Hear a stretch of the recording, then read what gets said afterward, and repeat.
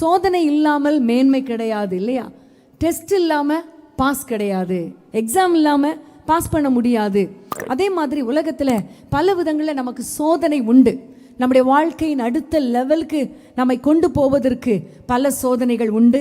இன்னொரு பக்கம் பிசாசு எவனை விழுங்கலாமோ என்று வகை தேடி சுற்றி திரிந்து பலவிதமான உலக பிரகாரமான சோதனைகளை கொண்டு வந்து நம்ம கீழே விழ தள்ள அவன் ஒவ்வொரு நாளும் வகை தேடி சுற்றி கொண்டிருக்கிறான். ஆண்டவரே ஊழியத்துக்குள்ள வந்த அந்த ஒரு முதல் நிமிஷத்துல, முதல் மணி நேரத்திலேயே நமக்கு தெரியும், உபவாச ஜெபத்தை முடித்த உடனே சோதனைக்காரன் என்ன செய்ய ஆரம்பிச்சான்? ஆண்டவரை சோதிக்க ஆரம்பிச்சான். ஏசப்பாவே சோதிச்சா நம்மள ஏமாத்துறோம் இல்லையா?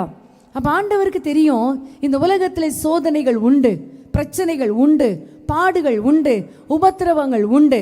ஆனால் நீங்கள் சோதனைக்குட்படாதபடிக்கு விழித்திருந்து ஜெபம் பண்ணுங்கள். ஹல்லேலூயா. ஆண்டவருக்கு தெரியும் இன்னும் கொஞ்ச நேரத்தில் நிறைய பாடுகள் வரப்போகுது, நிறைய சோதனைகளை நான் அனுபவிக்கணும். அதெல்லாம் அனுபவிக்க வேண்டுமானால், அந்த சோதனைகளை மேற்கொள்ள வேண்டுமானால், சோதனைகளில் ஜெயத்தை எடுக்க வேண்டுமானால் நான் ஜெபம் பண்ணணும் என்பதை அறிந்து அவர் முழங்கால் படியிட்டு ஜெபித்தது மாத்திரமல்ல, சீஷர்களுக்கும் கற்றுக் கொடுக்கிறார். நீங்களும் விழித்திருந்து ஜெபம் பண்ணுங்கள். ஹல்லேலூயா.